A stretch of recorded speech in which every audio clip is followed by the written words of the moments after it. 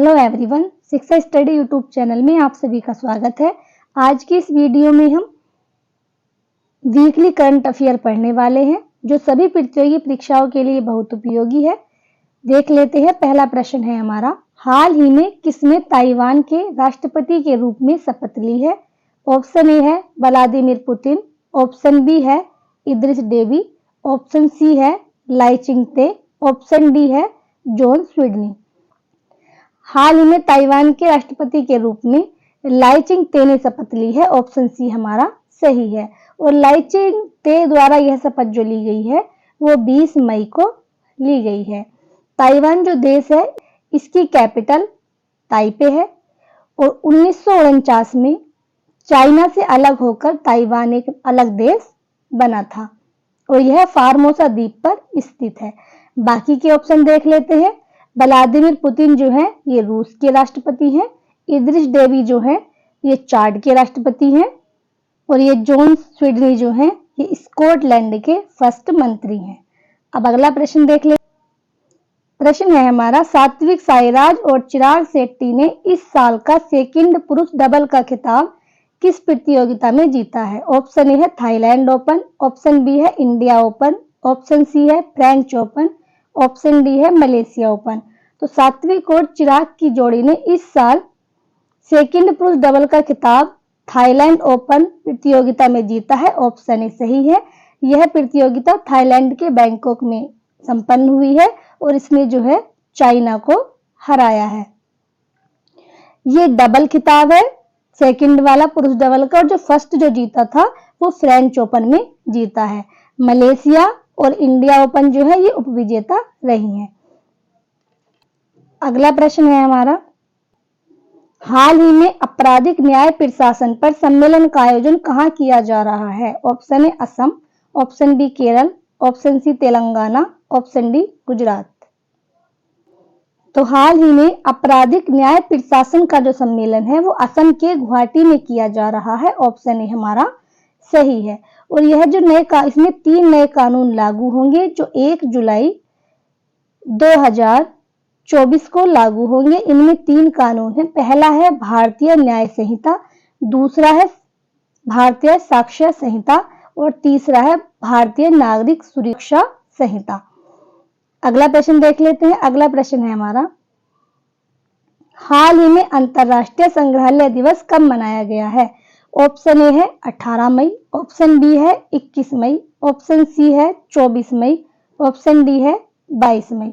तो हाल ही में अंतरराष्ट्रीय संग्रहालय दिवस 18 मई को मनाया गया है। ऑप्शन ए हमारा सही है।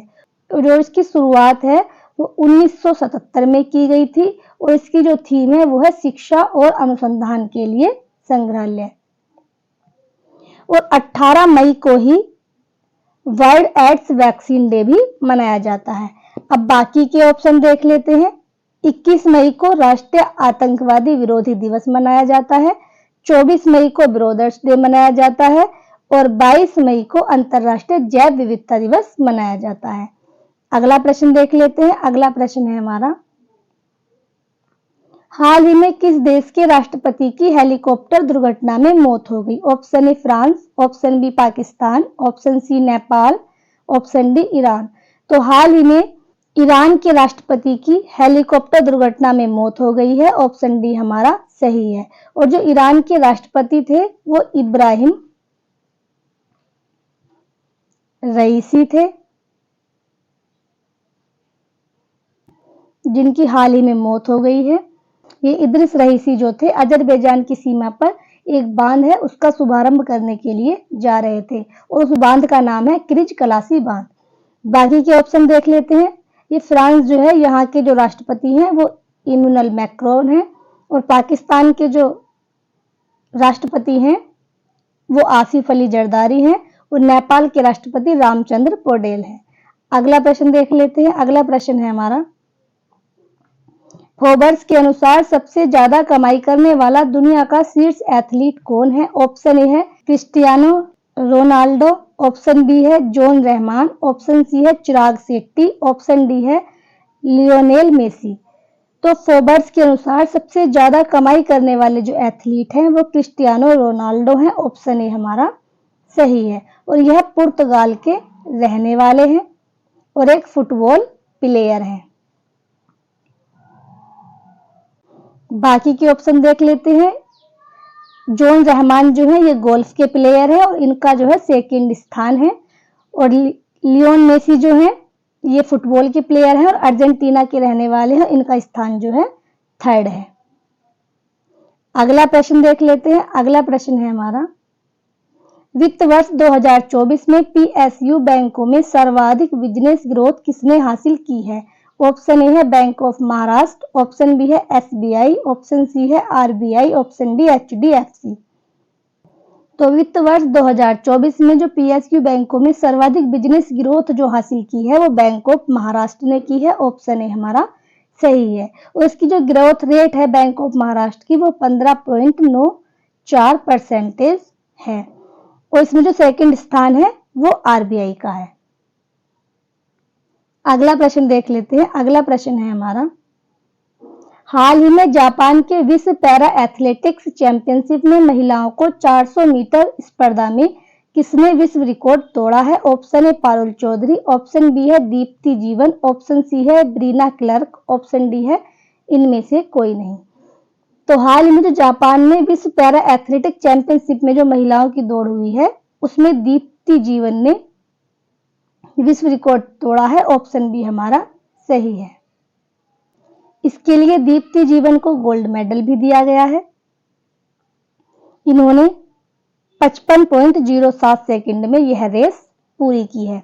और इससे जो पिछला रिकॉर्ड था वो बीना क्लर्क के नाम से था, उन्होंने 55.12 सेकंड में यह दौड़ पूरी की थी। और बीना क्लर्क जो थी ये यूएसए की रहने वाली थी। ये पारुल चौधरी जो है इन्हें हाल ही में अर्जुन अवार्ड पुरस्कार दिया गया है।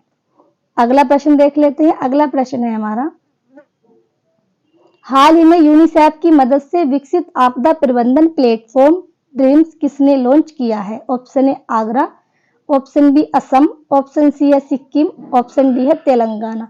तो यूनिसेफ की मदद से जो विकसित आपदा प्लेटफॉर्म ड्रीम्स है वो असम द्वारा लॉन्च किया गया है। ऑप्शन बी हमारा सही है।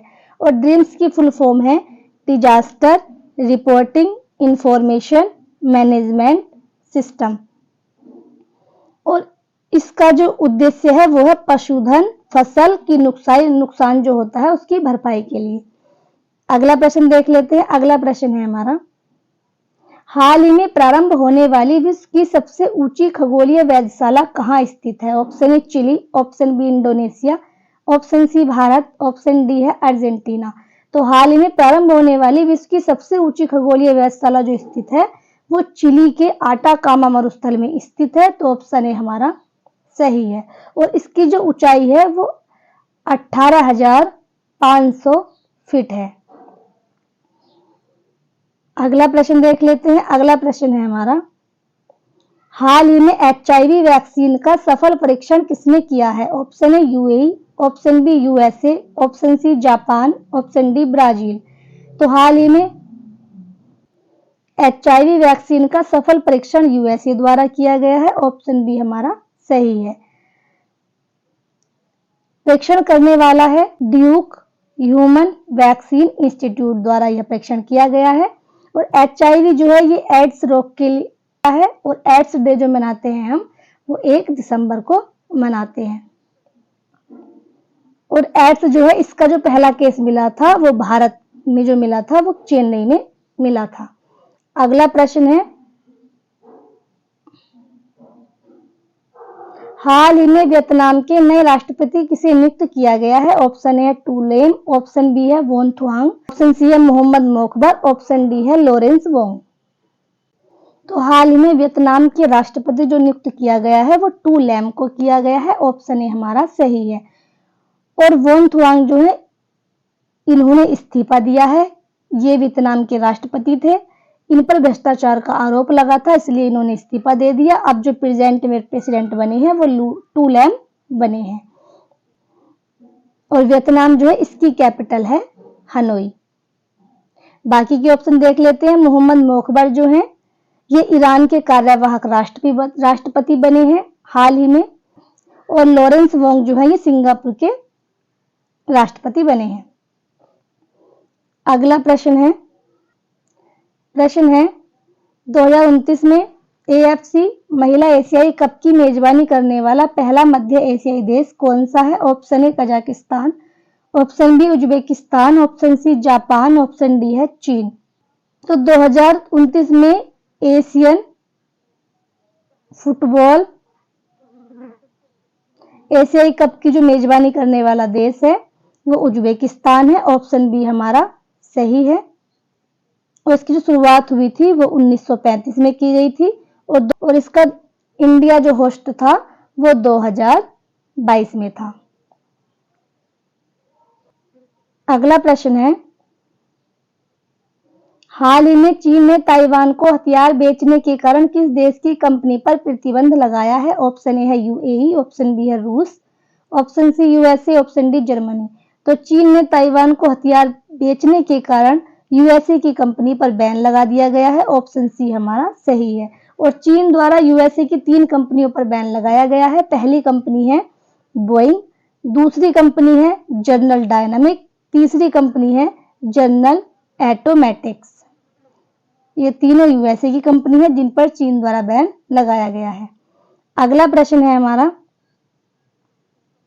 हाल ही में 55 वर्ष में माउंट एवरेस्ट फतह करने वाली सबसे उम्रदराज भारतीय महिला कौन है? Option A Kamya, option B है ज्योतिरात्र, ऑप्शन सी है संतोष यादव, ऑप्शन डी है बछेंद्री पाल यादव।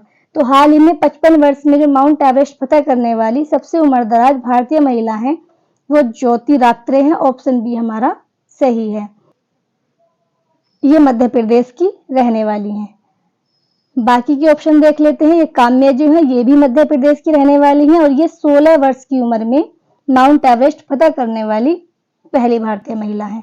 ये संतोष यादव जो है ये 2 बार माउंट एवरेस्ट फतह कर चुकी है, ये भी एक भारतीय महिला है। ये बछेंद्री पाल यादव जो है ये सबसे पहले माउंट एवरेस्ट फतह करने वाली भारतीय महिला है। अगला प्रश्न है हाल ही में किस देश के माउंट इबू ज्वालामुखी में भयंकर विस्फोट हुआ है? Option A Indonesia, option B Antarctica, option C Finland, option D है न्यूजीलैंड। तो माउंट इबू ज्वालामुखी में भयंकर जो विस्फोट हुआ है वो इंडोनेशिया में हुआ है। ऑप्शन ए हमारा सही है। और इंडोनेशिया जो है ये सर्वाधिक द्वीपों वाला देश है और इंडोनेशिया की कैपिटल है जकार्ता। ये थे हमारे 1 वीक की करंट अफेयर के प्रश्न। यदि आप इस चैनल पर नए हैं तो इस चैनल को सब्सक्राइब और वीडियो को लाइक जरूर करें। धन्यवाद।